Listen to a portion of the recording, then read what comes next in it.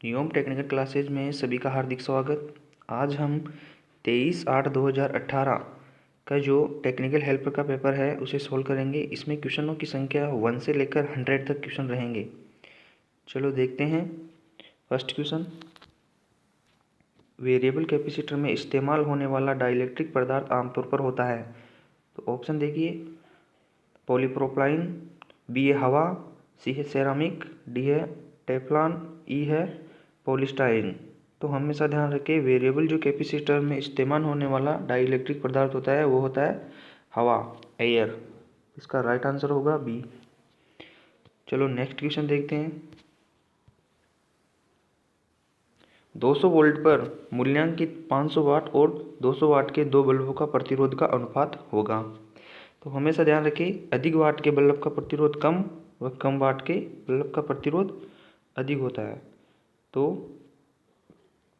इसका जो अनुपात होगा वो होगा, देखिए, ए ऑप्शन है 5:2, बी है 2:5, सी है 3:2, डी है 2:3 और ई है 3:5। तो इसका जो राइट आंसर होगा वो होगा 2:5। चलो नेक्स्ट क्वेश्चन देखते हैं।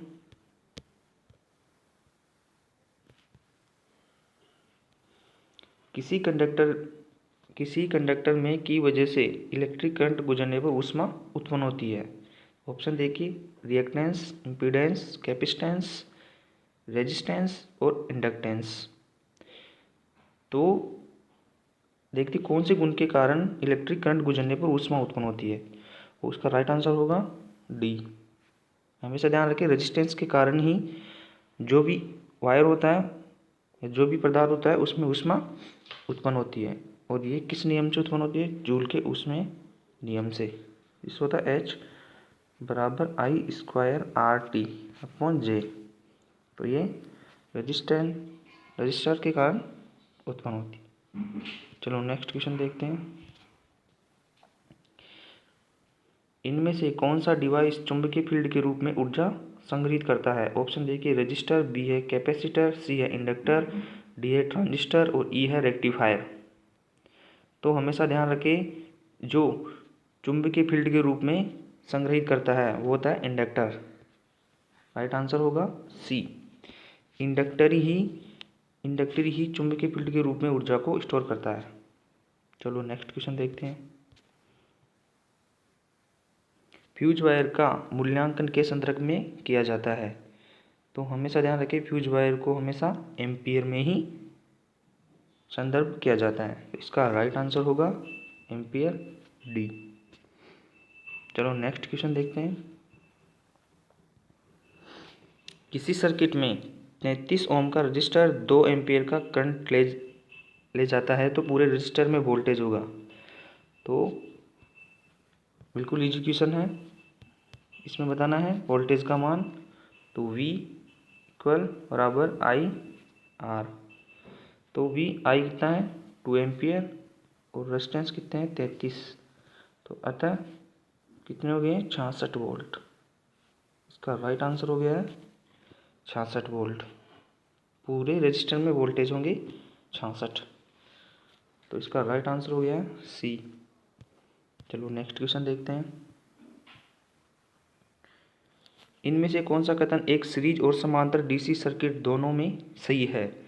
तो ऑप्शन देखिए, एलिमेंट में अलग अलग करंट होते हैं, बी करंट संयोजक होते हैं, सी वोल्टेज संयोजक होते हैं, डी पावर संयोजक होते हैं, ई ए और बी दोनों। तो हमेशा ध्यान रखें, सीरीज और समांतर जो डीसी सर्किट होता है उसमें दोनों में पावर संयोजक होते हैं। जो पावर होती है वो जुड़ने वाली होती है, पावर संयोजक होती है। चलो नेक्स्ट क्वेश्चन देखते हैं। अगर 0.2 ओम प्रतिरोध के एक वायर कंडक्टर की लंबाई दुगनी करती जाए तो उसका प्रतिरोध होगा। यदि हम 0.2 प्रतिरोध के वायर की लंबाई को दुगना करेंगे तो रेजिस्टेंस भी हमेशा 2 गुना में ही बढ़ेगा। तो इसका राइट आंसर हो जाएगा ए 0.4 ओम। चलो नेक्स्ट क्वेश्चन देखते हैं। अगर एक कांच की छड़ और रेशम के कपड़े के टुकड़े को एक साथ रगड़ा जाता है तो कांच की छड़ को रेशम के कपड़े पर स्थानांतरित करती है। तो हमेशा ध्यान रखें, जब कांच की छड़ को रेशम के कपड़े पर रगड़ा जाता है तो कांच की छड़ से इलेक्ट्रॉन रेशम के कपड़े में स्थानांतरित होते हैं। कौन से होते हैं? ऑप्शन देखिए, proton, electron, neutron, progesterone, B व सी दोनों। तो इसका राइट आंसर होगा इलेक्ट्रॉन। इलेक्ट्रॉन ही ट्रांसफर होते हैं उधर से उधर। एक ही विद्युतीय प्रतिरोध के लिए एक समान अनुप्रस्थ काट वाले एक कॉपर कंडक्टर की तुलना में एल्यूमिनियम कंडक्टर का क्या होता है? वजन होता है। तो बताना है, जो समान अनुप्रस्थ काट वाले दो वायर है, एक तो है एल्यूमिनियम का, एक है कॉपर का, तो इनमें से किसका वजन कॉपर की तुलना में एल्यूमिनियम कंडक्टर का वजन होगा? तो हमेशा ध्यान रखें, इसका होगा 50%। कॉपर की तुलना में एल्यूमिनियम का 50% वजन होता है। और यदि कॉपर की तुलना में एल्यूमिनियम की चालकता पूछी जाती है तो वो होगी 60%। चलो नेक्स्ट क्वेश्चन देखते हैं। एक नारंगी नारंगी काला भूरा बैंड रंग का रजिस्टर होगा तो इसे हम बी रॉय ग्रेट ब्रिटेन की वेरी गुड वाइफ, इस सारणी से, टेबल सारणी से हम इसको सोल्व कर सकते हैं। देखिए, नारंगी का होता है 3, तो नारंगी का होता है इसमें 3.3। तो आप इसे टेबल से सोल्व कर सकते हैं, बिल्कुल इजी क्वेश्चन है। चलो देखते हैं, इसका राइट आंसर होगा ए, 3.3 किलो ओम। चलो नेक्स्ट क्वेश्चन देखते हैं।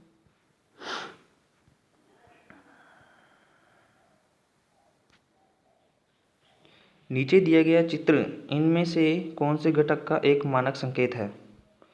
तो देखिए, नीचे दिए गए जो घटक हैं, कुछ सिंबल दिखाया गया है, वह किसका है? ऑप्शन देखिए, लाइट डिपेंड रजिस्टर, बी है प्रीसेट रजिस्टर, सी है पीटीसी थर्मिस्टर, डी है एनटीसी थर्मिस्टर, ई है वोल्टेज डिपेंड रजिस्टर। तो इसका राइट आंसर होगा लाइट डिपेंड रजिस्टर। देख लीजिए, लाइट डिपेंड रजिस्टर। चलो नेक्स्ट क्वेश्चन देखते हैं।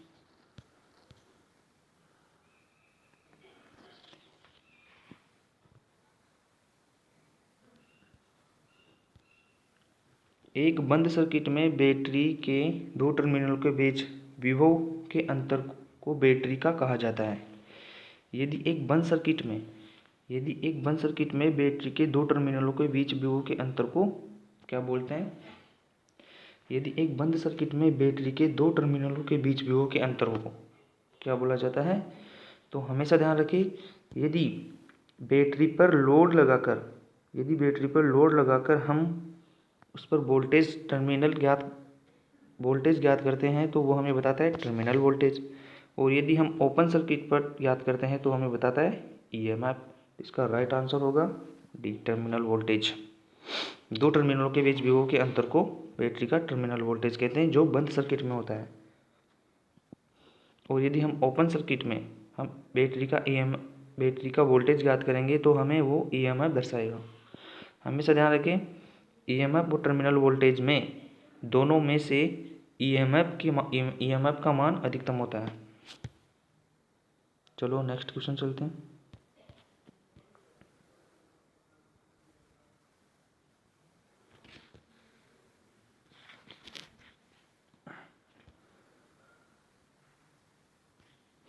एक रियोस्टेट का इनमें से कौन सा पहलू पोटेंशियोमीटर से अलग है?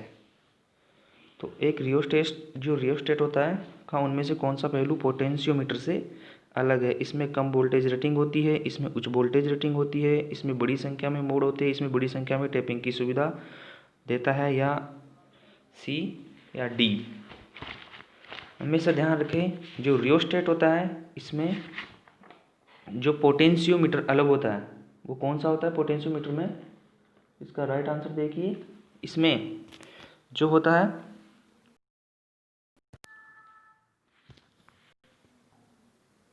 इसमें होती है उच्च वोल्टेज रेटिंग होती है। जो रियोस्टेट होता है उसमें जो पोटेंशियोमीटर जो अलग होता है वो होता है उच्च वोल्टेज रेटिंग। चलो नेक्स्ट क्वेश्चन देखते हैं।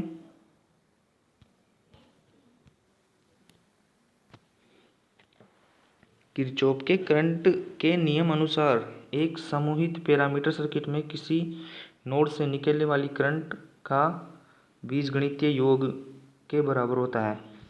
हमेशा ध्यान रखें किरचॉफ का जो करंट का नियम आने वाली धारा व जाने वाली धाराओं के बीजगणितीय योग के योग शून्य के बराबर होता है। राइट आंसर होगा ए। चलते हैं नेक्स्ट क्वेश्चन। एक स्थिर विद्युत फील्ड के विरुद्ध इकाई चार्ज को दो बिंदु के बीच स्थानांतरित किए जाने वाला कार्य। तो हमेशा ध्यान रखें एक इकाई धन आवेश को अनंत से विद्युत क्षेत्र में स्थित किसी बिंदु तक लाने में किया गया कार्य कहलाता है वोल्टेज। राइट आंसर होगा ए। चलो नेक्स्ट क्वेश्चन देखते हैं। इनमें से कौन सा डिवाइस एक वोल्टेज स्रोत के साथ सीरीज में दो रजिस्टरों वाला सर्किट बनाता है। तो जो कौन सा डिवाइस है जो वोल्टेज स्रोत के साथ दो सीरीज रजिस्टरों वाला सर्किट बनाता है उसे बोलते हैं वोल्टेज डिवाइडर। ये हमेशा इस प्रकार से रहता है, ऐसे प्लस और ये माइनस, ये वोल्टेज स्रोत है और यहाँ पर दो सीरीज में रजिस्टर होते हैं और यहाँ पे आउटपुट वोल्टेज हमें ज्ञात करनी होती है। आउटपुट वोल्टेज हम ज्ञात करें तो हमें ये होता है R1, ये होता है R2, ये होता है वोल्टेज प्लस और माइनस, ये होता है वोल्टेज सोर्स। ये एक वोल्टेज डिवाइडर होता है। तो चलो नेक्स्ट क्वेश्चन देखते हैं।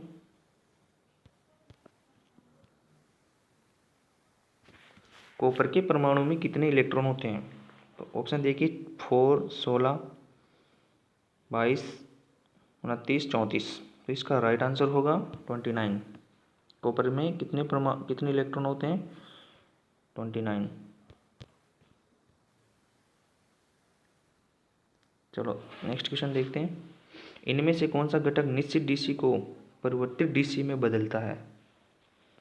ऑप्शन देखिए chopper, rectifier, cyclo converter, inverter, इनमें से कोई नहीं। तो हमेशा ध्यान रखिए निश्चित डीसी को परिवर्तित डीसी में चॉपर के द्वारा बदला जाता है। चॉपर होता है उसके द्वारा बदला जाता है। चलो नेक्स्ट क्वेश्चन देखते हैं। पावर इलेक्ट्रॉनिक्स शब्दावली में एससीआर का विस्तार है। एससीआर का विस्तार क्या है। तो silicon control register, silicon control rectifier, switching circuit reactance, semiconductor reactance या स्विच कैपेसिटर फॉर रेक्टिफिकेशन। तो हमेशा ध्यान रखिए जो पावर इलेक्ट्रॉनिक्स में जो एससीआर होता है उसका राइट आंसर होगा सिलिकॉन कंट्रोल रेक्टिफायर। जो एससीआर होता है ये होता है इसमें होती है चार तो परत होती है, चार परत, और इसमें होती है तीन संधि होती है और इसके तीन टर्मिनल होते हैं। पहला एनोड, कैथोड और एक गेट। ये हमेशा ध्यान रखिए। और ये करंट कंट्रोल डिवाइस होती है। चलो नेक्स्ट क्वेश्चन देखते हैं। एक एससीआर में पीएन जंक्शन होते हैं। तो एक एससीआर में हमेशा ध्यान रखिए इसमें 3 पीएन जंक्शन होते हैं, पीएन। तो एक जंक्शन यहाँ बन जाता है, 1, 2, 3 और 4। इसमें 4 तो लेयर होती है, 4 तो परतें होती हैं और 3 जंक्शन होते हैं, 1, 2 और 3। ये 3 जंक्शन होते हैं, 4 परत होती है और इसमें होता है एक एनोड, एक कैथोड, एक एनोड, एक कैथोड और एक गेट होता है। जो एससीआर होता है वह करंट कंट्रोल डिवाइस होती है। चलो नेक्स्ट क्वेश्चन देखते हैं। इसका राइट आंसर होगा 3p-n जंक्शन। चलो नेक्स्ट क्वेश्चन देखते हैं। नीचे दिया गया आरेख निम्नलिखित में से किस घटक का मानक प्रतीक है? तो आराम से देख लीजिए चित्र, प्रतीक को देख लीजिए। ऑप्शन देखिए, N channel MOSFET, P channel MOSFET, C BJT, D IGBT और वैरेक्टर डायोड। तो इसका राइट आंसर होगा A N चैनल मॉस्फेट। चलो नेक्स्ट क्वेश्चन देखते हैं। एसी वितरण प्रणाली में सामान्य रूप से निम्नलिखित में से कौन सा प्रयुक्त नहीं किया जाता है? 3 phase 4 wire system, 3 phase 3 wire system, 1 phase 3 wire system, 1 phase 4 wire system या 2 फेज 3 वायर सिस्टम। तो हमेशा ध्यान रखिए, जो एसी वितरण प्रणाली होती है उसमें 1 फेज 4 वायर सिस्टम का उपयोग नहीं किया जाता है। Right answer D. चलो नेक्स्ट क्वेश्चन चलते हैं। एसी सिस्टम में वह चालक जो कोर की अपेक्षा सतह पर अधिक करंट का सेवन करता है, तो इससे इसे किस नाम से जाना जाता है? तो एसी में चालक में जो कोर की अपेक्षा सतह पर अधिक करंट सेवन करता है, तो उसे किस नाम से जाना जाता है? उसे जाना जाता है स्किन इफेक्ट के नाम से। तो राइट आंसर होगा ए। इसमें क्या होता है कि अधिक करंट है ना, वो कोर की अपेक्षा जो सतह होती है उस पर सेवन करता है, पूरे कोर में न चलकर सतह पर चलता है, तो उसे बोलते हैं स्क्रीन प्रभाव। चलो नेक्स्ट क्वेश्चन देखते हैं। पेल्टियर प्रभाव किसका विलोम है? तो ऑप्शन देखिए, सीबेक प्रभाव, थॉमसन प्रभाव, जूल प्रभाव, एंडरसन प्रभाव और फैराडे प्रभाव। तो हमेशा ध्यान रखिए, जो पेल्टियर प्रभाव है वह किसका विलोम है? वो होगा सीबेक प्रभाव का, और सीबेक प्रभाव होता है वो उसका विलोम होता है पेल्टियर प्रभाव। तो सीबेक प्रभाव और पेल्टियर प्रभाव एक दूसरे के व्युत्क्रम होते हैं। इसमें क्या होता है, एक तो ठंडा जल लिया जाता है, एक गर्म जल लिया जाता है, उसमें अलग अलग दो धातु के वायर का उपयोग किया जाता है और उनमें रखते हैं तो उसमें वोल्टेज उत्पन्न होता है। ये सीबेक प्रभाव है और इसी का व्युत्क्रम प्रभाव होता है पेल्टियर प्रभाव। यह एक दो अलग अलग वायर लेता है, उसको एक गर्म जल में रखता है, एक ठंडे जल में रखता है, और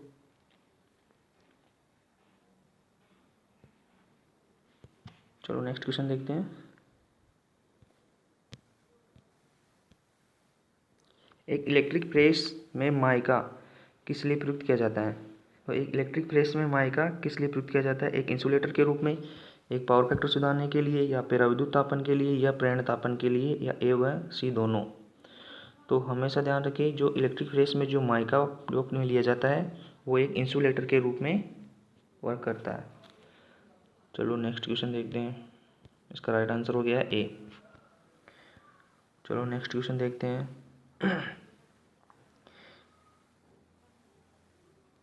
यदि एक चल लोह उपकरण को एक मीटर के रूप में प्रयुक्त किया जाना है, तो कोइल में पतली तार के टर्न की कम संख्या होती है, या मोटे तार के टर्न की कम संख्या होती है, या पतली तार के टर्न की अधिक संख्या होती है, या मोटी तार के टर्न की अधिक संख्या होती है, या ए व बी दोनों। तो एक चल लोह उपकरण में एक चल लोह उपकरण को जो मूविंग आयरन उपकरण होता है, चल लोह, एक एमीटर के रूप में कैसे प्रयुक्त करेंगे? तो उसका है मोटी तार के अधिक टर्नों की संख्या। इसका राइट आंसर होगा डी। चलो नेक्स्ट क्वेश्चन चलते हैं। एक स्थायी चुंबक चल कोयल उपकरण में विक्षेप टॉर्क किसके सीधे समानुपाती होता है? तो देखिए, जो स्थायी चुंबक जो होता है permanent PMM moving coil PMMC जो उपकरण होता है, उसमें जो विक्षेपण टॉर्क सीधे समानुपाती होता है वायु अंतराल में फ्लक्स घनत्व, तार के टर्नों की संख्या, या कोयल से होकर गुजरने वाली करंट, या प्रभावी कोयल के क्षेत्र में। तो इसका राइट आंसर होगा उपरोक्त सभी पर जो स्थायी चुंबक चल कुंडल उपकरण का जो विक्षेपण टॉर्क होता है वो सीधे समानुपाती होता है। चलो नेक्स्ट क्वेश्चन देखते हैं। स्थायी चुंबक गतिशील कोयल उपकरण का स्केल क्या है? तो स्थायी चुंबक जो होती है परमानेंट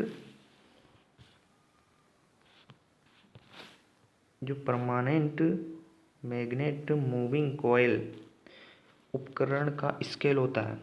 तो परमानेंट मैग्नेट मूविंग कॉइल का स्केल होता है। ऑप्शन देखिए यूनिफॉर्म, नॉन यूनिफॉर्म, निचले सिरे पर मोड़ गए, मध्य संघन या सी व डी दोनों। तो हमेशा ध्यान रखें इसका जो राइट आंसर होगा वो होगा यूनिफॉर्म। ये क्वेश्चन हम पहले भी सॉल्व कर चुके हैं। चलो नेक्स्ट क्वेश्चन देखते हैं। गतिशील कोयल स्थायी चुंबक जो permanent magnet moving coil PMMC उपकरण को फ्लक्स मीटर के रूप में किस प्रकार से प्रयुक्त किया जा सकता है? तो हमें पीएमएमसी को एक फ्लक्स मीटर के रूप में प्रयुक्त करना है। तो ऑप्शन देखिए निम्न प्रतिरोध शंट का प्रयोग करके, उच्च प्रतिरोध शंट का प्रयोग करके, या उच्च सीरीज प्रतिरोध का प्रयोग करके, या नियंत्रित स्प्रिंग को निकाल करके, या नियंत्रित स्प्रिंग को अधिक जड़त्वपूर्ण बनाकर। तो इसका राइट आंसर होगा नियंत्रण स्प्रिंग को हम जब निकाल लेते हैं पीएमएमसी में तो वह एक फ्लक्स मीटर के रूप में प्रयुक्त हो सकता है। चलो नेक्स्ट क्वेश्चन देखते हैं। निम्न में से किसे मापने के लिए मैगर प्रयुक्त किया जाता है? तो ऑप्शन देखिए निम्न प्रेरकत्व, बी निम्न प्रतिरोध, सी उच्च प्रेरकत्व, डी उच्च प्रतिरोध, ई निम्न धारिता। तो हमेशा ध्यान रखें जो मैगर होता है वो हमेशा उच्च प्रतिरोध ज्ञात करने के लिए प्रयोग किया जाता है, जबकि जो निम्न प्रेरकत्व होता है उसे हम एंडरसन ब्रिज द्वारा प्रयुक्त किया जा सकते हैं, और जो निम्न प्रतिरोध होता है उसे हम केल्विन ब्रिज व डबल केल्विन ब्रिज द्वारा ज्ञात कर सकते हैं। और जो उच्च प्रेरकत्व होता है उसे हम हे सेतु से ज्ञात करते हैं। चलो नेक्स्ट क्वेश्चन देखते हैं। तो इसका राइट आंसर होगा डी, उच्च प्रतिरोध मैगर के द्वारा प्रयुक्त किया जाता है। चलो नेक्स्ट क्वेश्चन देखते हैं।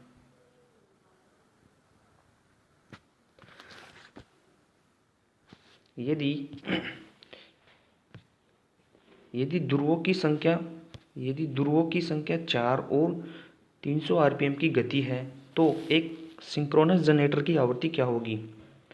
तो हमें पोल दे रखे हैं और आरपीएम दे रखे हैं 300 आरपीएम। तो एक सिंक्रोनस जनरेटर की आवृत्ति का पता लगाना है। तो इसका राइट ऐसे आंसर होगा NS बराबर 120 इंटू F/P। इसे हम सोल्व कर सकते हैं। इसमें स्पीड दे रखा है 300 आरपीएम बराबर 120 इंटू फ्रिक्वेंसी हमें ज्ञात करना है x/पोल कितने हैं 4। तो 4 से डिवाइड करने पर ये 30 बार जाता है, और इससे काटने पर ये 3 से 3 30, 3 से 10 बार कट जाएगा।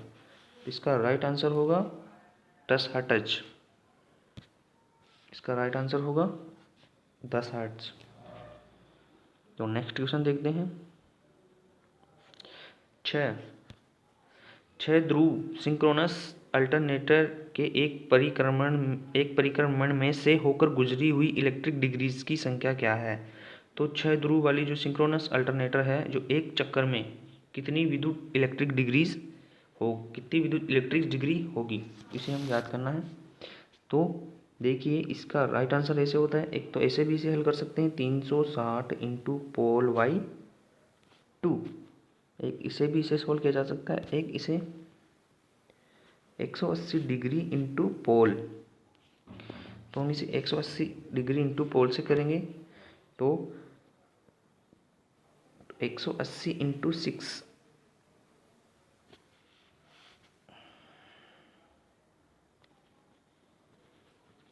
6 डिग्री वाला। तो देखिए इसका राइट आंसर होगा 6, 8, 4, 6 और 4 और 10। तो इसका राइट आंसर होगा 1080 degree electric degree. Right answer होगा ई। चलो नेक्स्ट क्वेश्चन देखते हैं। फ्लेमिंग का दाएं हाथ नियम बिजली के एक जनरेटर में क्या पता लगाने के लिए लागू किया जाता है? तो ऑप्शन देखिए ए रोटर घूर्णन की दिशा, बी प्रेरित ईएमएफ की ध्रुवता, या सी प्रेरित ईएमएफ की दिशा, डी चुंबकीय क्षेत्र की दिशा, ई चुंबकीय प्रेरण का मैग्नीट्यूड। तो हमेशा ध्यान रखिए फ्लेमिंग का जो दाएं हाथ का नियम लगता है वो लगता है जनित्र में, तो ये हमें प्रेरित ईएमएफ की दिशा दिखाता है। तो राइट आंसर होगा सी। और जो बाएं हाथ का जो नियम होता है वो हमें घूर्णन दिशा को बताता है, जो मोटर की घूर्णन दिशा को बताता है। एक अल्टरनेटर में रोटर में डीसी आपूर्ति के लिए जो स्लिप रिंग होती है, कितनी होती है अल्टरनेटर के रोटर में डीसी आपूर्ति के लिए? ऑप्शन देगी एक, बी 2, 3, 4 या 5। तो हमेशा ध्यान रखिए जो रोटर को जो हम आपूर्ति देते हैं, जो एक्साइटर के रूप में जो उपयोग किया जाता है उसमें डीसी सप्लाई उपयोग की जाती है। तो डीसी सप्लाई में हमेशा प्लस और माइनस दो ही टर्मिनल होते हैं, तो हम दो स्लिप रिंग का प्रयोग करेंगे। एक्साइटर के रूप में हम दो स्लिप रिंग का प्रयोग करेंगे। तो चलो नेक्स्ट क्वेश्चन देखते हैं। एक अल्टरनेटर के संदर्भ में निम्नलिखित में से कौन सा कथन गलत है? ये स्टेटर से आपूर्ति लेता है, ये एसी और डीसी दोनों उत्पन्न करता है, चुंबकीय क्षेत्र घूर्णन करता है, इसकी आर्मेचर स्थिर होती है, ये यांत्रिक ऊर्जा को एसी विद्युत शक्ति में परिवर्तित करता है। तो एक अल्टरनेटर के संबंध में कौन सा कथन गलत है? ये स्टेटर से आपूर्ति लेता है, बिल्कुल सही है। ये एसी और डीसी दोनों उत्पन्न करता है, नहीं, ये एसी उत्पन्न करता है। तो इसका राइट आंसर होगा ये गलत है। चलो नेक्स्ट क्वेश्चन देखते हैं। इंडक्शन मोटर किस सिद्धांत पर काम करता है? तो इंडक्शन मोटर किस सिद्धांत पर काम करता है? ऑप्शन देखिए इलेक्ट्रोस्टैटिक प्रभाव, इलेक्ट्रोमैग्नेटिक प्रेरण, रासायनिक प्रभाव, तापन प्रभाव, इलेक्ट्रोकेमिकल प्रभाव। तो हमेशा ध्यान रखें इंडक्शन मोटर एक इलेक्ट्रोमैग्नेटिक प्रेरण यानी विद्युत चुम्बकीय प्रेरण के सिद्धांत पर इंडक्शन मोटर वर्क करती है। चलो नेक्स्ट क्वेश्चन देखते हैं। निम्नलिखित में से कौन सा एक unexcited single phase synchronous motor है? ऑप्शन देखिए reluctance motor, repulsion motor, universal motor, AC series motor, इनमें से कोई नहीं।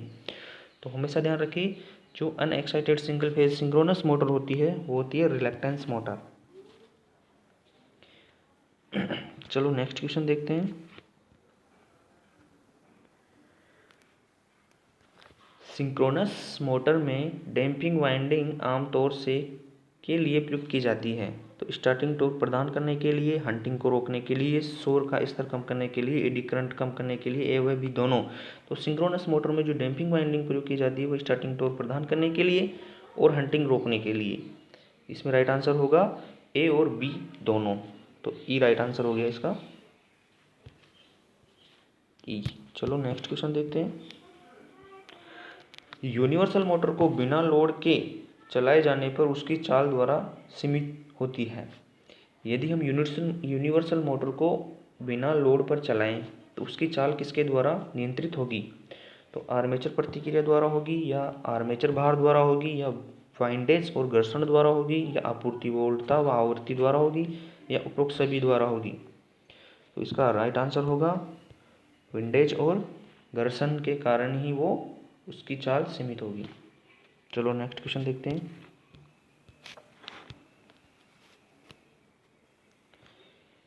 मोटर सिग्नलिंग और टाइमिंग युक्तियों के लिए प्रयुक्त की जाती है। जो सिग्नलिंग और टाइमिंग युक्तियों के लिए reluctance motor, shaded pole motor, hysteresis motor, दो मूल्य संधारित्र मोटर, बी और सी दोनों। बताइए कौन सा होगा?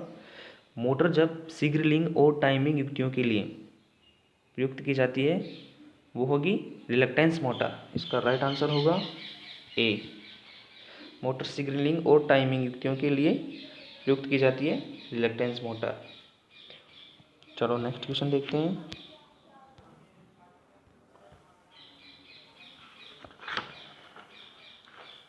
चलो नेक्स्ट क्वेश्चन देखते हैं। कौन सा क्वेश्चन है?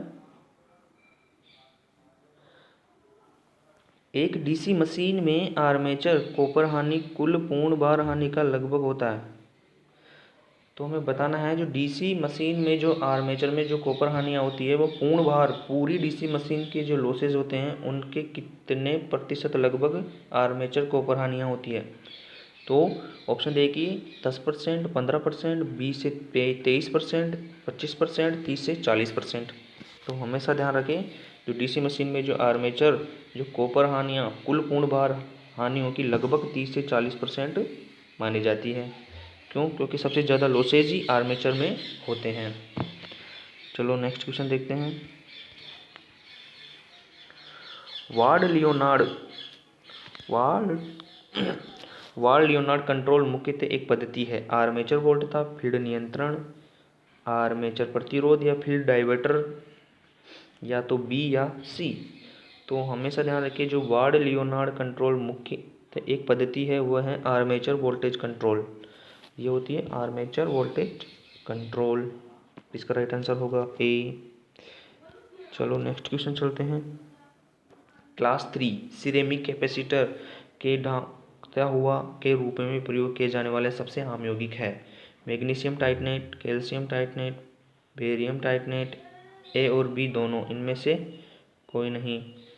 तो हमेशा ध्यान रखें जो सिरेमिक कैपेसिटर होता है उसमें ढांकता हुआ के रूप में प्रयोग किया जाने वाला आमतौर पर यौगिक ये सिरेमिक उच्च क्षमता के कैपेसिटर होते हैं। और इसमें जो ढकता हुए के रूप में जो प्रयोग किया जाता है यौगिक वो होता है बेरियम टाइटनेट। इसका राइट आंसर होगा बेरियम टाइटनेट। चलो नेक्स्ट क्वेश्चन चलते हैं। डीसी शंट मोटर भी कहलाती है नियत फ्लक्स मोटर, नियत वोल्टता मोटर, परिवर्तनीय वोल्टता मोटर, नियत धारा मोटर या नियत शक्ति गुणक मोटर। तो इसका राइट आंसर देखते हैं। जो डीसी शंट मोटर होती है वह एक नियत फ्लक्स मोटर होती है। उसका फील्ड जो फ्लक्स होता है वह फिक्स होता है, कांस्टेंट होता है, इसलिए नियत फ्लक्स मोटर को डीसी शंट मोटर भी कहते हैं। चलो नेक्स्ट क्वेश्चन देखते हैं। यदि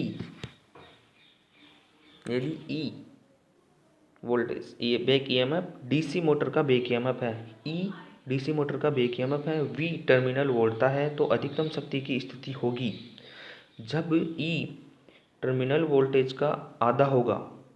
जब ई इक्वल बराबर टर्मिनल वोल्टेज का आधा होगा तब अधिकतम शक्ति की स्थिति होगी। तो इसका राइट आंसर होगा ई। तो हमेशा ध्यान रखें ई बराबर V/2 होगा तब हमें अधिकतम शक्ति प्राप्त होगी। टर्मिनल वोल्टेज का आधा होगा तब हमें अधिकतम शक्ति प्राप्त होगी। चलो नेक्स्ट क्वेश्चन देखते हैं। एक डीसी मोटर लोड रहित चाल 1350 आरपीएम है और पूर्ण लोड पर 1150 आरपीएम है। तो इसकी जो वोल्टता नियमन होगा, वोल्टेज रेगुलेशन होगा, उसका मान बताना है। तो वोल्टेज रेगुलेशन हमेशा no load minus full load upon full load into 100 हमें परसेंटेज में बताना है, तो 100 से मल्टीप्लाई करना है। तो देखते हैं नो लोड कितनी चाल है। नो लोड पर लोड रहित चाल 1350 oblique minus 1150 upon full load पर चाल 1150 इंटू प्रतिशत में बताना है, तो 100 से मल्टीप्लाई करना है। तो जो इसका अंतर होगा वो अंतर होगा 200 का हो गया है। और यहाँ से इसको काटने पर जब हम 2000 में 115 का भाग देंगे तो हमें 17.39 के लगभग मान प्राप्त होगा। तो इसका राइट आंसर होगा सी 17 के लगभग बराबर होगा। Right answer C. आप सॉल्व करके देख सकते हैं। चलो नेक्स्ट क्वेश्चन देखते हैं। डीसी सीरीज मोटर की स्पीड आर्मेचर करंट विशेषता होती है। जो डीसी सीरीज मोटर होती है उसकी स्पीड होती है चाल, और उसकी जो आर्मेचर करंट की जो IA की विशेषता होती है वो किस प्रकार से होती है। ऑप्शन देखिए आयताकार अति परिवल्य, बी रेखीय परिवल्य, या संतृप्त तख्त परिवल्य उसके पश्चात रैखिक, या संतृप्त तख्त रैखिक व उसके पश्चात परिवल्य। तो इसका राइट आंसर होगा आयताकार अति परिवल्य होती है। चलो नेक्स्ट क्वेश्चन देखते हैं।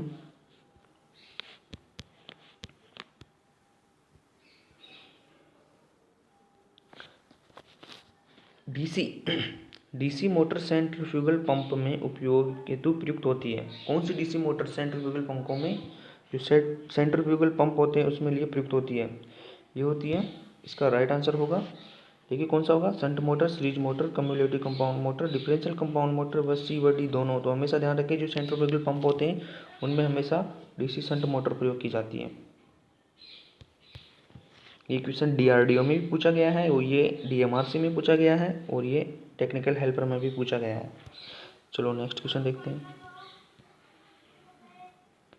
डीसी शंट मोटर में चाल नियंत्रण के लिए आर्मेचर वोल्टेज नियंत्रण पद्धति तथा रियोस्टेटिक नियंत्रण पद्धति परिवर्तनीय प्रतिरोध है, जो आर्मेचर के साथ श्रेणी में जुड़ा होता है, फील्ड के साथ श्रेणी में जुड़ा होता है, आर्मेचर पर संयोजित होता है, या आर्मेचर और फील्ड दोनों के साथ श्रेणी में होता है, आर्मेचर और फील्ड दोनों के समांतर में होता है। तो हमेशा ध्यान रखिए जो डीसी शंट मोटर में जो आर्मेचर नियंत्रण वोल्टेज होती है, जो रियोस्टेटिक नियंत्रण पद्धति होती है, वो हमेशा आर्मेचर के श्रेणी क्रम में ही जुड़ा हुआ होता है।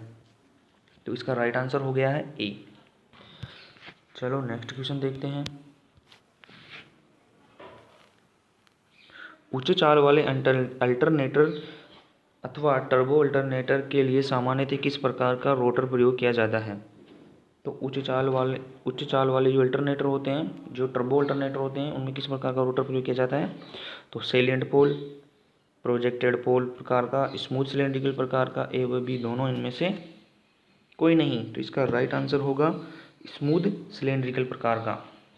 3000 आरपीएम तक इसकी स्पीड होती है। इसमें पोलों की संख्या 2 से 4 होती है। जो सैलिएंट पोल होता है उसकी चाल कम होती है और इन पोलों की संख्या 60 पोल तक इसमें रख सकते हैं।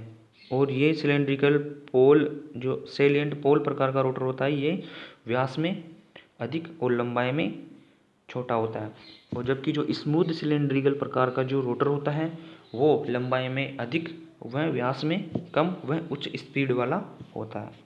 इसका राइट आंसर हो गया सी। चलो नेक्स्ट क्वेश्चन। अल्टरनेटर का सिंक्रोनस रिएक्टेंस के बराबर होता है? ये बहुत इंपॉर्टेंट महत्वपूर्ण क्वेश्चन है। तो ऑप्शन देखिए, आर्मेचर का रिसाव प्रतिरोध, बी है आर्मेचर का प्रतिक्रिया प्रतिरोध, व आर्मेचर के रिसाव प्रतिरोध और आर्मेचर प्रतिक्रिया प्रतिरोध का योग, डी है रिसाव प्रतिरोध और आर्मेचर प्रतिक्रिया प्रतिरोध का अंतर, या फिर रिसाव प्रतिरोध व प्रतिबाधा का योग।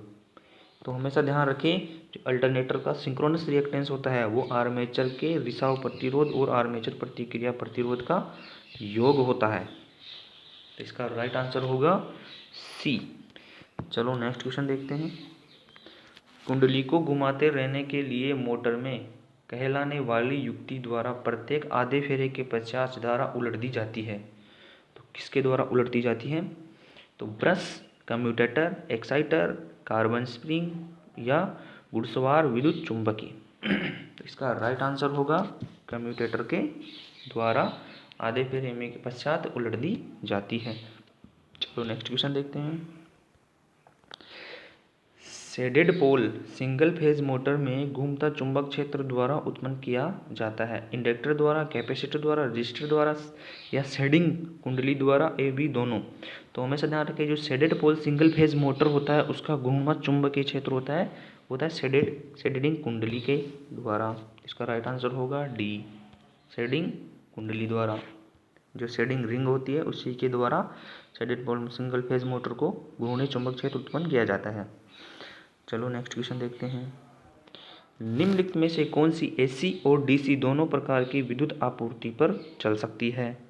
तो कौन सी मोटर एसी व डीसी दोनों प्रकार की विद्युत आपूर्ति पर चल सकती है? Universal motor, repulsion motor, synchronous motor, reluctance motor या सेल्स इन मोटर। तो हमेशा ध्यान रखिए एसी व डीसी पर सिंक्रोनस जो यूनिवर्सल मोटर होती है वो एसी व डीसी दोनों पर चलती है। तो एसी व डीसी दोनों पर यूनिवर्सल मोटर चलती है। चलो नेक्स्ट क्वेश्चन देखते हैं। निम्न में से किस एकल फेज मोटर में रोटर में कोई तीत व वाइंडिंग नहीं होते हैं? तो कौन सी मोटर है एकल फेज की जिसके अंदर रोटर में तीत व वाइंडिंग दोनों ही नहीं होते हैं? तो ऑप्शन देखिए, आकर्षण आरंभ प्रेरणिक motor, reluctance motor, hysteresis motor या फिर यूनिवर्सल मोटर या स्टेपर मोटर। तो इसका राइट आंसर होगा हिस्टेरेसिस मोटर, जो हिस्टैरिसीस मोटर होती है उसमें रोटर में ना तो कोई टीथ होते हैं ना ही कोई वाइंडिंग होती है, तो इसे बोलते हैं हिस्टैरिसीस मोटर। चलो नेक्स्ट क्वेश्चन देखते हैं। स्क्विरल केज प्रेरण मोटर की एक 1/7 दर पर चाल से चलने की प्रवृत्ति दर्शाने वाली घटना को क्या कहा जाता है?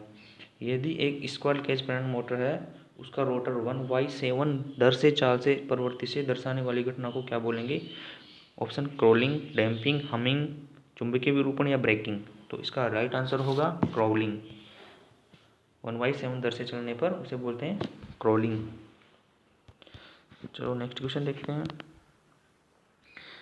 हिस्टैरिसीस मोटर का रोटर किससे बना होता है? तो हिस्टैरिसीस मोटर का जो रोटर बना होता है वो किससे बना होता है? एल्यूमिनियम से, ढलवा लोहा, क्रोम स्टील, तांबा, इनमें से कोई नहीं। तो अतः इसका राइट आंसर होगा क्रोम स्टील से। इसका जो रोटर होता है वो क्रोम स्टील से बना होता है, ना तो इसमें कोई वाइंडिंग होती है ना ही कोई टीथ होता है। तो इसका राइट आंसर हो गया है सी, क्रोम स्टील से। चलो नेक्स्ट क्वेश्चन देखते हैं। प्रेरण मोटर में क्रोलिंग मुख्यतः किसके कारण होती है? जो प्रेरण मोटर होती है उसमें जो क्रोलिंग मुख्यतः किसके कारण होती है? कम वोल्टेज आपूर्ति, उच्च भार के कारण, मोटर में विकसित अनुकंप, या डी मशीन के अनुचित डिजाइन, या उपरोक्त में इनमें से कोई नहीं। तो इसका राइट आंसर होगा जो मोटर में जो विकसित जो अनुकंप होते हैं, कंपन होते हैं, उसके कारण ही क्रोलिंग होती है। तो इसका राइट आंसर हो गया है सी। चलो नेक्स्ट क्वेश्चन देखते हैं। एयर ब्लास्ट परिपथ वियोजक में किस प्रकार की वायु प्रयुक्त की जाती है? तो आयनित वायु, आर्द्रता मुक्त वायु, या CO2 मुक्त वायु, या तेल सुतार युक्त वायु। ई व सी व डी दोनों। तो इसका राइट आंसर होगा आर्द्रता मुक्त। जब हम नमी युक्त रखेंगे तो वह सर्किट में जो एयर ब्लास्ट सर्किट परिपथ होता है उसके लिए प्रयुक्त होती है कौन सी वायु? आर्द्रता मुक्त, जिसमें नमी की मात्रा नहीं होनी चाहिए, वो ABC के लिए प्रयुक्त होता है। चलो नेक्स्ट क्वेश्चन देखते हैं। भारतीय मानक संस्थान के अनुसार प्रत्येक शक्ति उपपरिपथ में भार को कितने तक सीमित किया जाना चाहिए? तो हमेशा ध्यान रखें जो शक्ति परिपथ होता है वो 1000 वाट तक सीमित होता है, और जो उप शक्ति परिपथ होता है वो 3000 वाट तक सीमित होता है। चलो नेक्स्ट क्वेश्चन देखते हैं। भारत में सुरक्षात्मक भूसंपर्क के लिए निम्न में से मानक रंग का इस्तेमाल किया जाता है। ये क्वेश्चन हम पिछले टेस्टों में भी देख चुके हैं। तो भारत में सुरक्षात्मक जो भूसंपर्क होता है उसके लिए अर्थिंग के लिए कौन से रंग का इस्तेमाल किया जाएगा? हरे रंग का। तो इसका राइट आंसर होगा सी। चलो नेक्स्ट क्वेश्चन देखते हैं। अस्थायी वायरिंग के लिए निम्न में से सर्वश्रेष्ठ पद्धति कौन सी है? जो अस्थायी वायरिंग के लिए निम्न में से सर्वश्रेष्ठ पद्धति को बताना है, कौन सी सर्वश्रेष्ठ पद्धति होती है अस्थायी के रूप में? तो क्लीट wiring, casing wiring, CTS wiring, TRS wiring और शीत वायरिंग। तो इसका राइट आंसर होगा क्लीट वायरिंग, जो अस्थायी वायरिंग के रूप में सर्वश्रेष्ठ होती है। चलो नेक्स्ट क्वेश्चन देखते हैं। 3 SWG के व्यास का तुल्यांकी मान क्या होगा? तो ऑप्शन देखिए, जो 3 SWG होता है उसका तुल्यांकी मान बताना है। 3.6576 mm, बी है 4.8768 mm, सी है 5.8928 mm, डी है 6.4008 mm, ई है 7.62 mm। तो हमेशा ध्यान रखें तो 3 SWG जो व्यास का तुल्यांकी मान होगा वो होगा 6.4008 mm, और जो ये वाला है 3.6567 होता है, ये होता है 9 SWG का मान होता है। हमेशा ध्यान रखें 9 SWG की माप होती है, जबकि जो 5.8928 होता है, ये होता है 4 SWG का। ये किसका होता है? 4 SWG का होता है। ये 7.62 ये 1 SWG का होता है, जबकि ये 4.8768 जो 68 वाला है ये 6 SWG का होगा, और अतः जो 6.4008 mm है ये होगा 3 SWG स्टैंडर्ड वायर गेज। इसका राइट आंसर हो गया है डी। चलो नेक्स्ट क्वेश्चन देखते हैं। शुष्क सेल का अंकित वोल्टेज क्या है? Option A 1.5 volt, 1.8 volt, 2.0 volt, D 2.5 volt या 3 वोल्ट। तो हमेशा ध्यान रखें शुष्क सेल का अंकित वोल्टेज होगा 1.5 वोल्ट। चलो नेक्स्ट क्वेश्चन पर चलते हैं। धारा और वोल्टेज फेज में होने पर शक्ति गुणक क्या होगा? धारा और वोल्टेज फेज में होने पर शक्ति गुणक क्या होगा? यदि धारा और वोल्टेज दोनों ही फेज में हैं तो पावर फैक्टर क्या होगा? तो शून्य होगा, यूनिट होगा, पीछे होगा, आगे होगा, या तो सी या डी होगा। तो इसका राइट आंसर होगा यूनिट होगा। जब पावर फैक्टर जब धारा और वोल्टेज दोनों एक ही फेज में होते हैं तो उसका पावर फैक्टर होगा यूनिट, एकक होगा। चलो नेक्स्ट क्वेश्चन चलते हैं। ACSR जो संवाहकों में स्टील तार का क्या कार्य है? ऑप्शन ए उच्च स्तर प्रभाव की पूर्ति करना, आपूर्ति यांत्रिक मजबूती प्रदान करना, अधिक धारा वहन करना, प्रेरकत्व घटाना, धारिता घटाना। तो हमेशा ध्यान रखें जो ACSR एल्युमिनियम कंडक्टर स्टील जो रेनफोर्स होता है उसमें स्टील प्रयोग की जाती है अतिरिक्त यांत्रिक मजबूती प्रदान करना। इसका राइट आंसर होगा बी। चलो नेक्स्ट क्वेश्चन चलते हैं। उप स्टेशन के विद्युत स्विच यार्ड में बजरी या पत्थर का इस्तेमाल क्यों किया जाता है? तो तेल के रिसाव से आग लगना टालना, या स्विच यार्ड के भीतर पौधे उगने से रोकना, यार्ड की कार्य अवस्था सुधारना, और लघु परिपथ त्रुटियों व दौरान स्टेप और स्पर्श विभव घटाना। तो इसका राइट आंसर होगा उपरोक्त सभी। जब उप स्टेशनों में जो स्विच यार्ड होती है उसमें बजरी और पत्थर का इस्तेमाल किया जाता है तो वो होता है तेल के रिसाव से आग लगना टाल देता है, वहाँ पे तेल वेल सब सूझ जाता है। और यार्ड की कार्य अवस्था सुधारना, वहाँ की जो कार्य अवस्था है उसको भी सुधारता है। और स्विच यार्ड के भीतर पौधे उगने से रोकता है। और लघु परिपथ त्रुटियों के दौरान स्टेप और स्पर्श विभव को कम करता है। उसका राइट आंसर हो गया ई। चलो नेक्स्ट क्वेश्चन देखते हैं। स्वच्छ क्षेत्रों में सब स्टेशन के इंसुलेटर के लिए कितनी क्रिम्पीज दूरी का सुझाव दिया जाता है? जो स्वच्छ क्षेत्र होते हैं में सब स्टेशन के इंसुलेटर के रूप में कितनी क्रिम्पीज दूरी का सुझाव दिया जाता है? 16 mm kilovolt, 20 mm kilovolt, 22 mm kilovolt, 25 mm प्रति किलोवोल्ट, या फिर 30 mm प्रति किलोवोल्ट। तो इसका राइट आंसर होगा ए।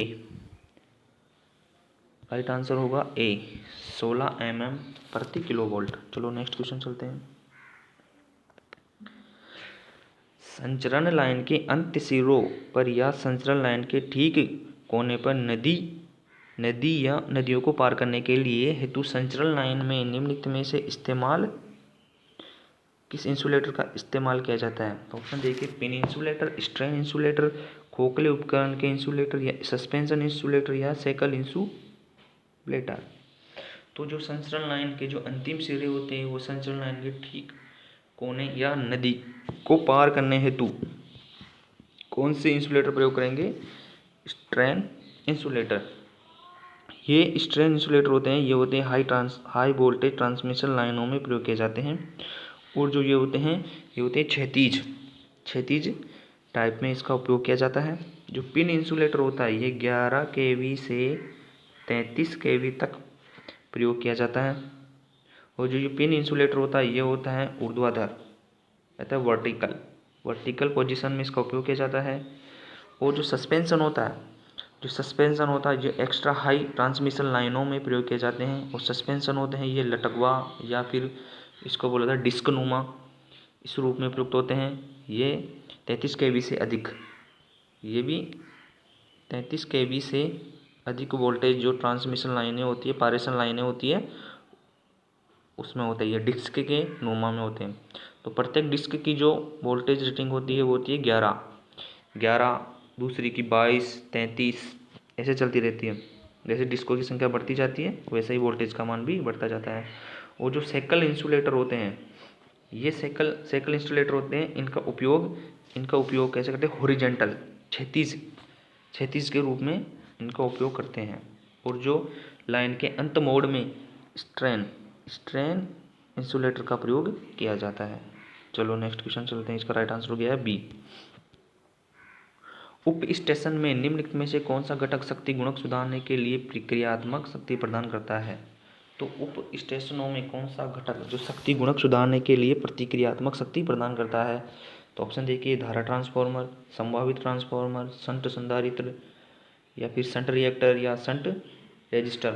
तो हमेशा ध्यान रखें, जो उप स्टेशनों में जो निम्न शक्ति घटक गुणक सुधारता है वो होता है शंट संधारित्र, कैपेसिटरी शंट कैपेसिटर प्रतिक्रियात्मक शक्ति को सुधारता है। चलो नेक्स्ट चलते हैं। 400 kV के लिए उप स्टेशन में न्यूनतम फेज टू फेज क्लियरेंस क्या होगा? तो हमेशा ध्यान रखें, जो 14 किलोवाट के जो उप स्टेशनों में जो न्यूनतम फेज टू फेज क्लियरेंस होता है वो कितना होता है? जो 400 किलोवाट वाली लाइन में, इसका राइट आंसर होगा 4200 mm, 420 सेंटीमीटर, या फिर इसे ऐसे भी पूछा जा सकता है 420 सेंटीमीटर और 420 सेंटीमीटर भी पूछा जा सकता है। और इसका राइट आंसर 4.2 मीटर में भी पूछा जा सकता है। तो हमेशा ध्यान रखें, तो इसका राइट आंसर हो जाएगा 4200 mm, जो फेस टू फेस क्लियरेंस होती है। चलो नेक्स्ट क्वेश्चन चलते हैं।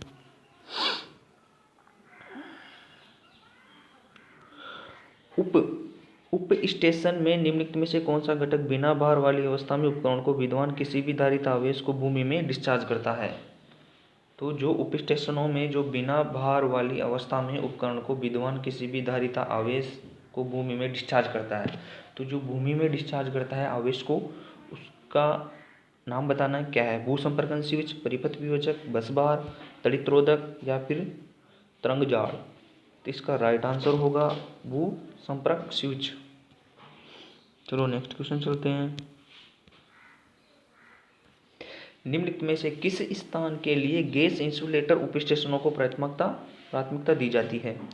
तो पर्वतीय क्षेत्र को, या बहुत ज़्यादा जनसंख्या वाले नगर को, या भूमि स्टेशन को, या ऑफशोर, या इन सभी को? तो हमेशा ध्यान रखें, जो गैस इंसुलेटर उप स्टेशनों को प्राथमिकता दी जाती है वो होती है उपरोक्त सभी में ही दी जा सकती है, प्राथमिकता दी जाती है, सभी को प्राथमिकता दी जाती है।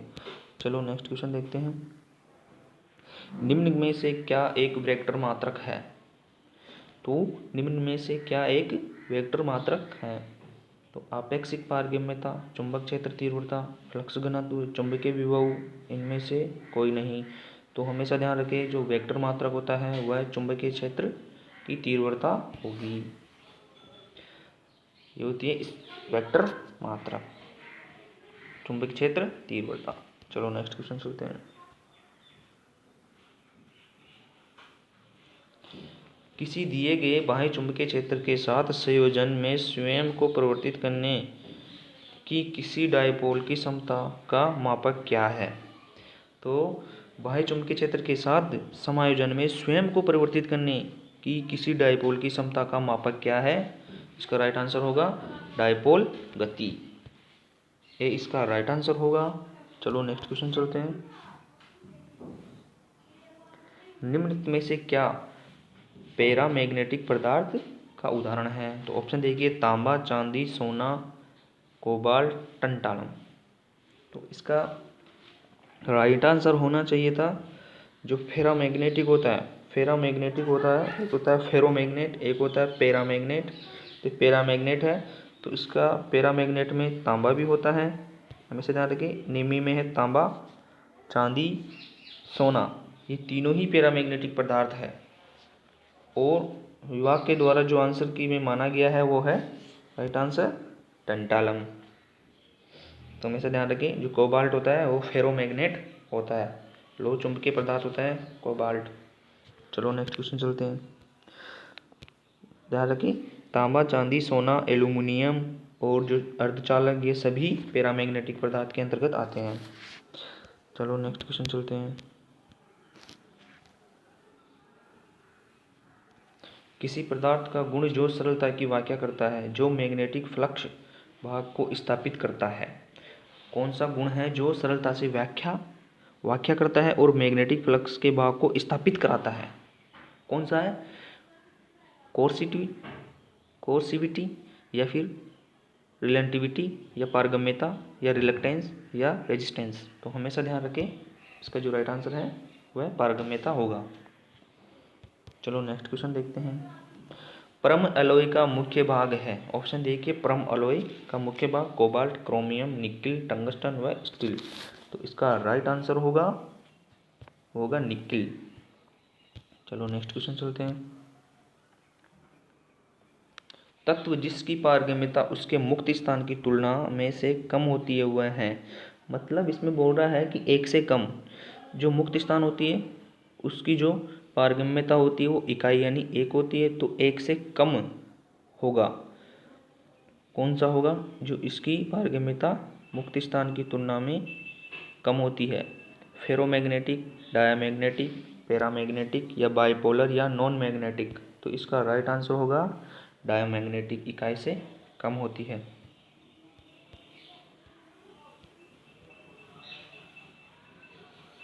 निम्नलिखित में से निम्न में से क्या परम उपकरणों का एक उदाहरण है? वोल्टमीटर, एमीटर, वाट ओवर मीटर, एम्पियर होर मीटर, टेंजेंट गैल्वेनोमीटर। तो हमेशा ध्यान रखिए जो परम उपकरण का जो उदाहरण है वह है टेंजेंट गैल्वेनोमीटर। इसका राइट आंसर हो गया है टेंजेंट गैल्वेनोमीटर।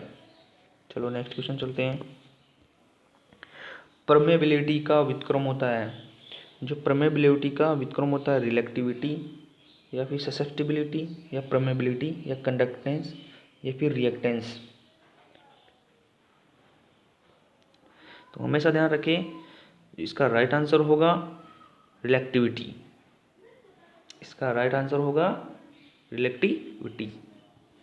जो रिलेक्टिविटी होती है उसका व्युत्क्रम परमेबिलिटी और परमेबिलिटी का व्युत्क्रम रिलेक्टिविटी।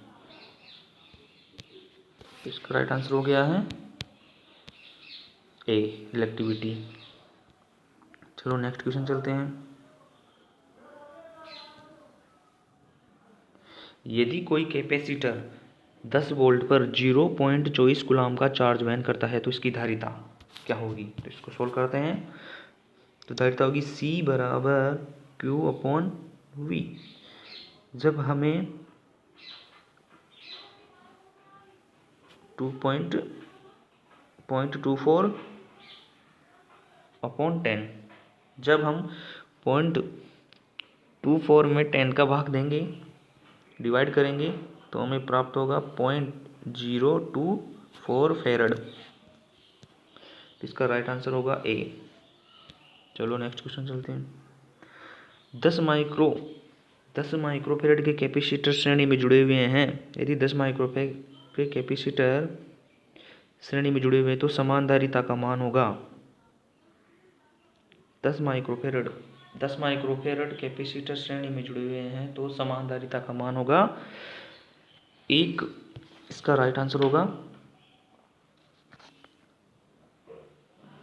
3.33 माइक्रोफेरड।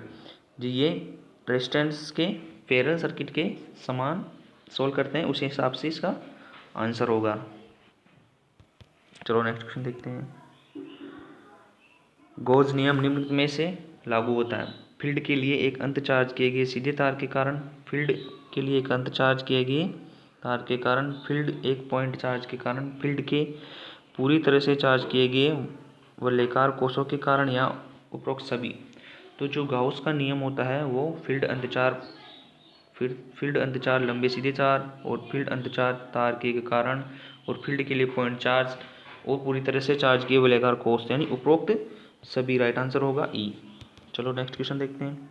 यदि किसी कैपेसिटर के समांतर प्लेटों का अलगाव बढ़ गया है तो उसकी धारिता भी, हमेशा ध्यान रखें, क्षेत्रफल बढ़ने पर धारिता का मान बढ़ता है और दूरी बढ़ने पर धारिता का मान घट जाता है। तो इसमें क्या हो रहा है, इसमें समांतर प्लेटों का अलगाव बढ़ गया, मतलब समांतर प्लेट की क्षेत्रफल बढ़ गया है, इसमें हो जाएगा 2 गुना। इसका राइट आंसर हो जाएगा 2 गुना। चलो नेक्स्ट क्वेश्चन देखते हैं। उस समय पर फ्यूज लिंक को गलाया गया है तो उससे लेकर ओवर करंट के व्यवधान डाला जाता है, तब तक के समय की मात्रा है। तो ऑप्शन देखिए, आर्किंग समय, समाशोधन समय, पिघलने का समय, प्रारंभिक समय या लापरवाही का समय। तो हमेशा ध्यान रखें, इसका राइट आंसर होगा आर्किंग समय। आर्किंग समय होगा। ये होता है जैसे फॉल्ट हुआ, फॉल्ट होने के बाद दोष हुआ, फॉल्ट हुआ, फिर आर्क समन हुई, आर्क उत्पन्न हुई, फॉल्ट हो गया, फिर आर्क, फिर फॉल्ट, आर्क समन हो गई। तो इससे लेकर इसे प्री आर्किंग बोला जाता है, इसे आर्किंग टाइम बोला जाता है, इसे ऑपरेटिंग टाइम बोला जाता है। इसका राइट आंसर हो गया है आर्किंग समय। Next question. किसी उपभोक्ता का संपर्क द्वारा किया गया लोड 3 किलोवाट है और उसकी अधिकतम मांग 1.5 किलोवाट है, तो उपभोक्ता का मांग कारक है 0.25, 0.33, 0.5, डी 1.33 या फिर ये 3। तो इसे सोल्व करते हैं। उपभोक्ता का मांग कारक, डिमांड फैक्टर निकालेंगे, अधिकतम मांग बटा, तो अधिकतम मांग है 1.5 किलो वाट और इसका है अधिकतम मांग, और संपर्क किए गए लोड, संयोजित किए गए लोड है 3 किलोवाट। 3 से किलोवाट कट गया है और इसे 1/2, तो इसका राइट आंसर हो गया 0.5। तो सोल्व करने पर 0.5 राइट आंसर हो गया है। चलो नेक्स्ट क्वेश्चन देखते हैं। किसी ट्रांसमिशन लाइन के समान सर्किट में धारिता के कारण है। तो किसी ट्रांसमिशन लाइन में समान सर्किट में धारिता का कारण, लाइन में करंट, लाइन में विभव अंतर, करंट में लीकेज, चुंबकीय फ्लक्स की उपस्थिति और सी व डी दोनों। तो हमेशा ध्यान रखिए, जो ट्रांसमिशन लाइन में समान सर्किट में धारिता का कारण होता है लाइन विभव में अंतर। राइट आंसर हो गया बी। चलो नेक्स्ट क्वेश्चन चलते हैं।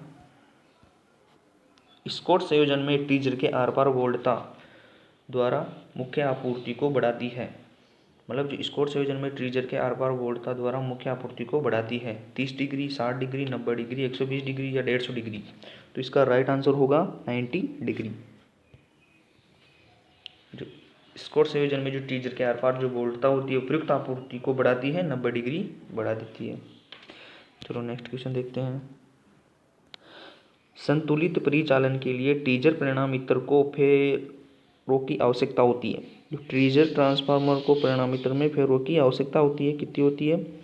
तो अनुपात देखिए 2:1 या बी 1.732:1, सी है 1.414:1, डी है 1.11 या फिर ई है 0.866:1। तो इसका राइट आंसर होगा ई। चलो नेक्स्ट क्वेश्चन देखते हैं। 3 कला परिणामित्र में डेल्टा स्टार संयोजन की स्थिति में प्राथमिक लाइन वोल्टता के सापेक्ष द्वितीयक लाइन वोल्टता होती है।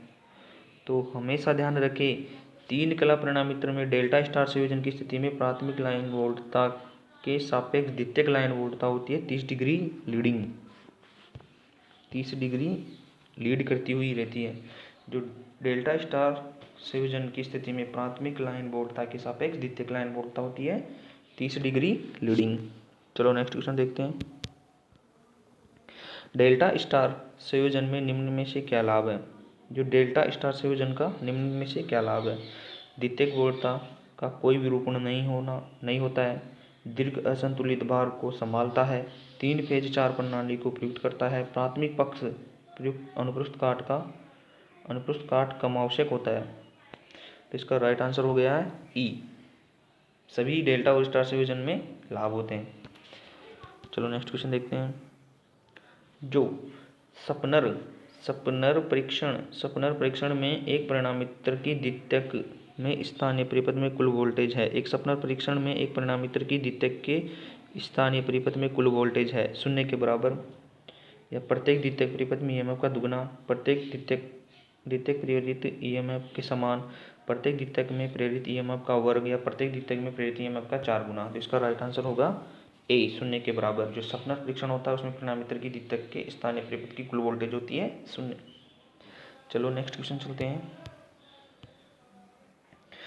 परिणामित्र में स्लेजिंग का प्राथमिक कारण होता है तेल में उपस्थित नमी, टंकी के अंदर उपस्थित धूल कण, सी तेल का ऑक्सीकरण, या तेल का वाष्पीकरण, या तेल में उपस्थित धूल के कण। तो परिणामित्र में जो स्लेजिंग होती है उसका प्राथमिक कार्य होता है तेल का ऑक्सीकरण।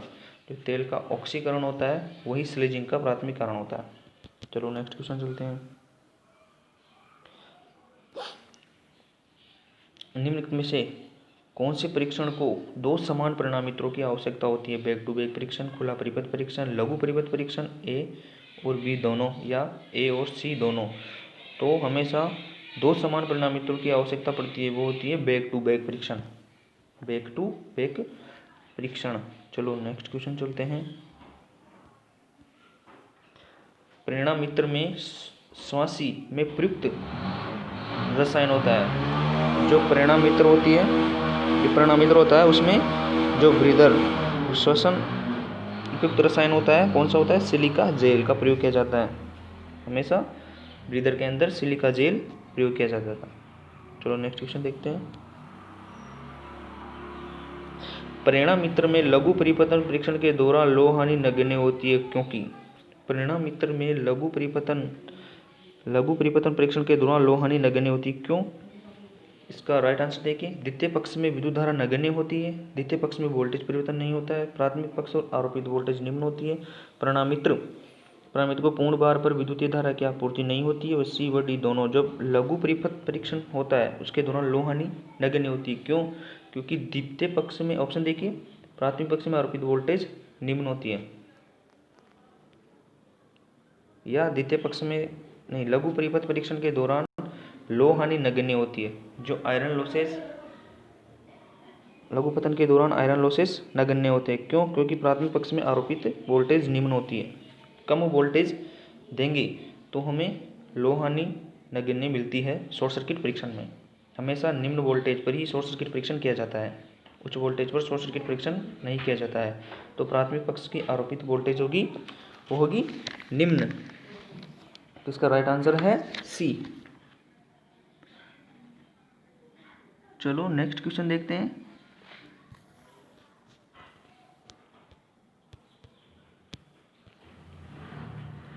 एक सजीव विद्युत अग्नि के लिए निम्न में से कौन सा अग्निशामक प्रयुक्त होता है?